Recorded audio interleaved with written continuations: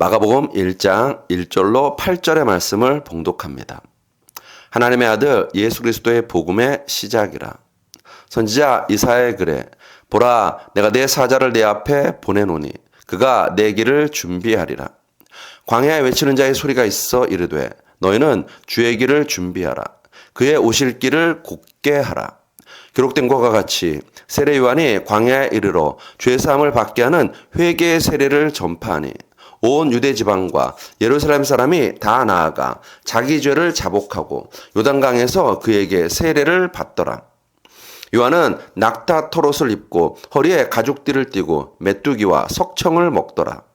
그가 전파하여 이르되 나보다 능력 많으신 이가 내 뒤에 오시나니 나는 굽혀 그의 신발끈을 풀기도 감당하지 못하겠노라. 나는 너희에게 물로 세례를 베풀었거니와 그는 너희에게 성령으로 세례를 베푸시리라. 아멘. 마가복음 1장 1절로 8절에 근거하여 바라기와 버리기라는 말씀을 함께 나누도록 하시겠습니다. 현대인의 삶을 한마디로 정리하면 복잡함입니다. 삶이 참 복잡합니다. 온갖 일로 복잡합니다. 감정도 복잡합니다. 순간순간 얼마나 우리의 삶이 복잡한지 헤아리기 어려울 정도입니다. 여러분, 삶이 복잡하다는 것은 눈에 맞지 않는 안경을 쓰는 것과 같습니다. 삶의 초점이 흐릿한 것입니다. 사자를 조련할 때 조련사는 의자를 들고 간답니다. 회초리가 아닙니다. 무기가 아닙니다. 또는 먹잇감을 생각할 텐데 그것을 들고 가지 않는답니다. 의자를 들고 간답니다. 의자를 들고 가서 의자의 네 다리를 사자에게 보여준다고 합니다. 그러면 사자는 동시에 의자의 네 다리에 초점을 맞추려고 하기 때문에 일종의 무기력증에 사로잡힌다는 것입니다. 결국 집중력이 분산되어 유약해진다는 것입니다.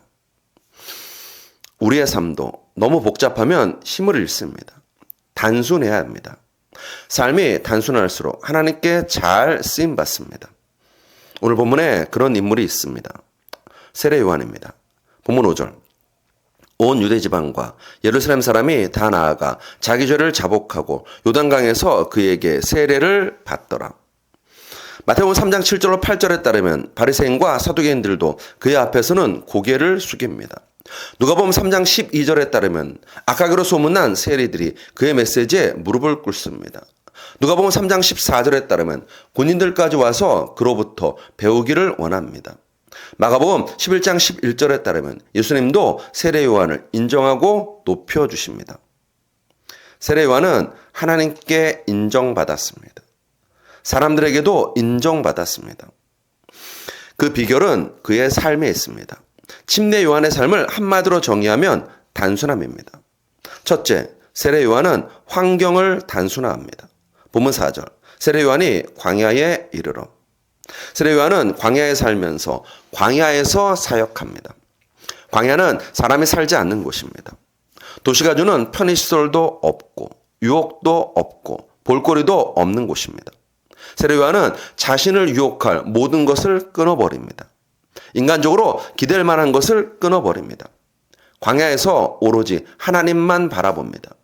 하늘로부터 임하는 소리에 귀를 기울인다는 것입니다. 둘째, 세례 요한은 메시지를 단순화합니다. 본문 4절. 세례 요한이 광야에 이르러 죄사함을 받게 하는 회개의 세례를 전파하니. 7절로 8절. 그가 전파하여 이르되 나보다 능력 많으신 이가 내 뒤에 오시나니 나는 굽혀 그의 신발끈을 풀기도 감당하지 못하겠노라. 나는 너희에게 물로 세례를 베풀었거니와 그는 너희에게 성령으로 세례를 베푸시리라. 세례 요한의 메시지는 항상 두 가지에 집중되어 있었습니다. 첫 번째, 죄사함을 받게 하는 회개의 세례입니다. 두 번째, 예수 그리스도의 오심입니다. 회개하라, 메시아가 오신다. 나는 물로 세례를 주지만 성령으로 세례를 주시는 분이 오신다. 이것이 세례 요한의 메시지였습니다. 세례 요한은 예수님의 오실 길을 예비합니다. 셋째, 세례 요한은 자신의 필요를 단순화합니다. 본문 6절. 요한은 낙타 털옷을 입고 허리에 가죽띠를 띠고 메뚜기와 석청을 먹더라. 약대털, 가죽띠, 메뚜기, 석청. 세례 요한의 유일한 재산입니다. 낙타 털옷은 당시 가난한 서민들이 선택할 수 있는 유일한 옷입니다. 가죽띠는 장식 없는 가장 보편적이고 단순한 허리띠입니다. 메뚜기는 가난한 서민들이 애용했던 간편한 먹거리입니다. 석청은 야생 벌꿀로 광야에서 손쉽게 얻을 수 있는 것이었습니다. 한마디로 세례 요한은 최소한의 필요만 채웠습니다. 여러분, 세례 요한이라고 맛있는 음식이 먹고 싶지 않았겠습니까? 좋은 옷을 입고 싶지 않았겠습니까? 편안하게 사역하고 싶지 않았겠습니까? 세례 요한도 사람입니다. 그의 육체도 분명 수많은 필요를 요구했을 것입니다. 그가 사역할 때 수많은 사람들이 몰려왔습니다. 누가복음 3장 21절에 백성이 다 세례를 받을세. 수많은 백성이 세례 요한 앞에 몰려왔다는 것입니다. 그 사람들로부터 돈을 거둘 수도 있었습니다. 감사의 표시로 무엇인가 놓고 가는 사람들도 많았을 것입니다. 얼마든지 자신의 필요를 채울 수 있었습니다. 그런데 세례 요한은 다 버렸습니다. 개인적이고 육체적인 필요를 철저하게 제한했습니다. 가장 기본적인 것 외에는 욕심 부리지 않았습니다. 그렇기에 그의 삶이 자유한 것입니다.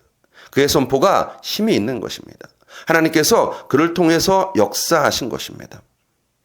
여러분, 현대인은 스트레스에 시달립니다. MIT 공대 컴퓨터공학 교수인 존 마에다가 말합니다. 우리가 사는 세상이 필요 이상의 기능을 가진 기계로 넘쳐나기 때문에 이런 문제가 발생한다고 진단합니다. 다른 사람도 아닌 공대 컴퓨터공학 교수가 뭐라고 했다고요?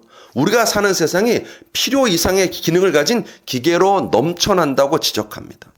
그것 때문에 문제가 생긴다는 것입니다. 여러분 생각해 보십시오. 핸드폰, 스마트폰 얼마나 많은 기능들이 있습니까? 그 기능 다 쓰시나요? 다 아시나요? 냉장고, 테레비, 세탁기 다 마찬가지입니다. 자동차도 마찬가지입니다. 정말 기능들이 점점 많아지고 있습니다. 그 모든 기능들 다 아시나요? 알고 잘 쓰시나요?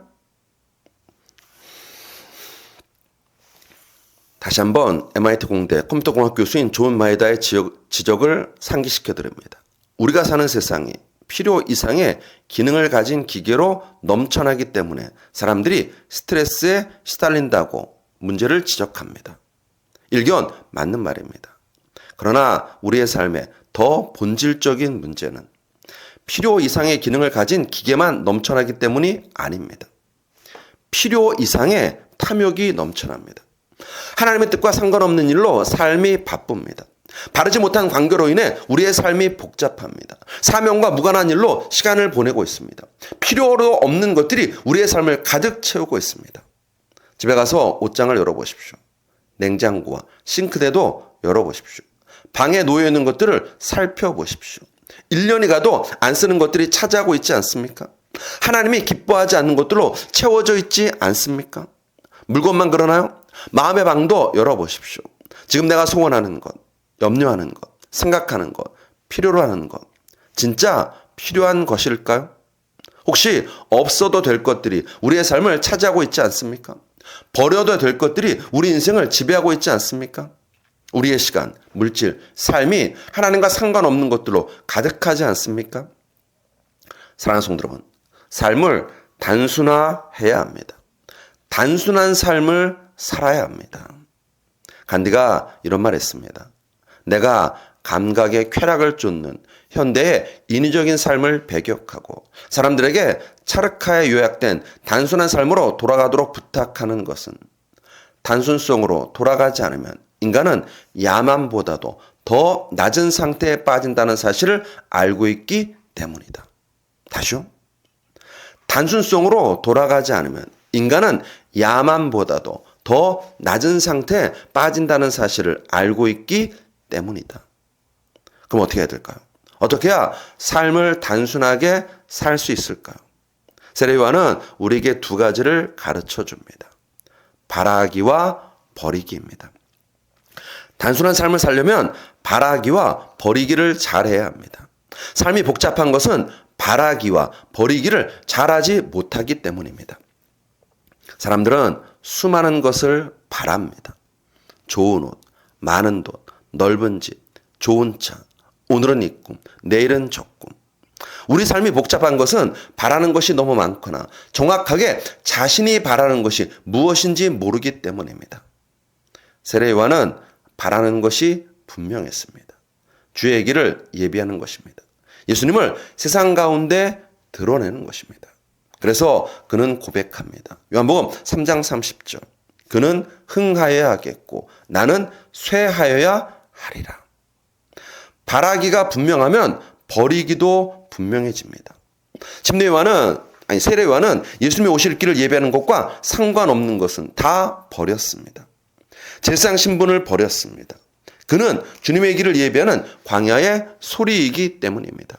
예루살렘이라는 대도시를 버렸습니다. 주님의 길과 반대되기 때문입니다. 사람들에게 인기 얻는 것을 버렸습니다. 그는 예수님의 신발끈도 풀기 어려운 존재로 스스로를 알았기 때문입니다. 심지어는 제자들까지 버렸습니다. 안드레와 같은 제자를 예수님께로 보냈습니다. 왜요? 예수님 그분이 주이시기 때문입니다.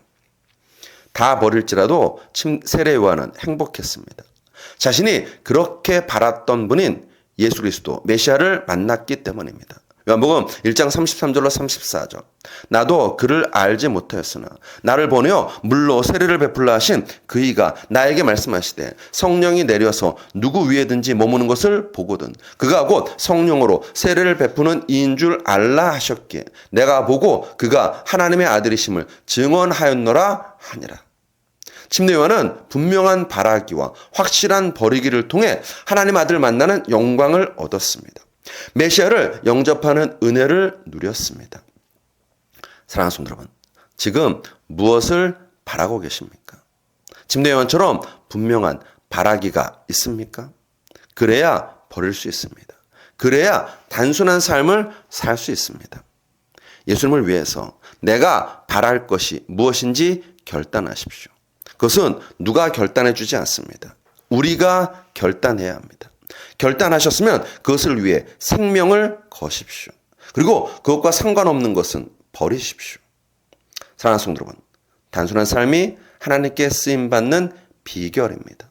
단순한 삶이 세상을 이기는 능력입니다. 단순한 삶이 사명을 이루는 힘입니다. 바라기와 버리기를 분명히 하십시오. 세례 요한이 예수님께 인정받았듯이 우리도 예수님께 인정받습니다.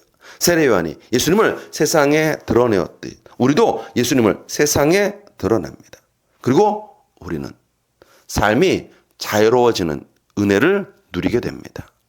그 은혜가 여러분과 저에게 가득한 월요일 되시기를 주의 이름으로 축복합니다.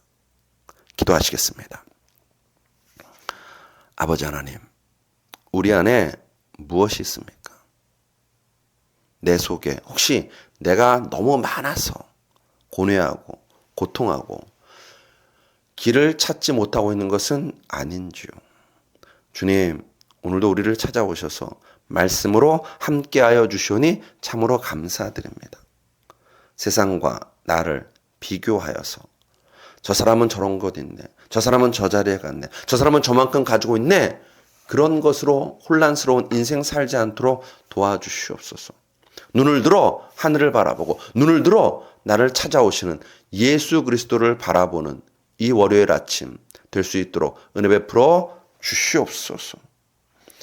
하나님, 진실로 우리 안에 버려야 될 것 버리고 바라야 될 것 온전히 바라보는 저희들 될 수 있도록 역사하여 주시옵소서. 무엇보다도 나를 버리게 하시옵소서. 나를 버리고 예수를 바라는 우리 되게 하여 주시옵소서. 예수 그리스도로 감사하며 기도드렸사옵나이다. 아멘.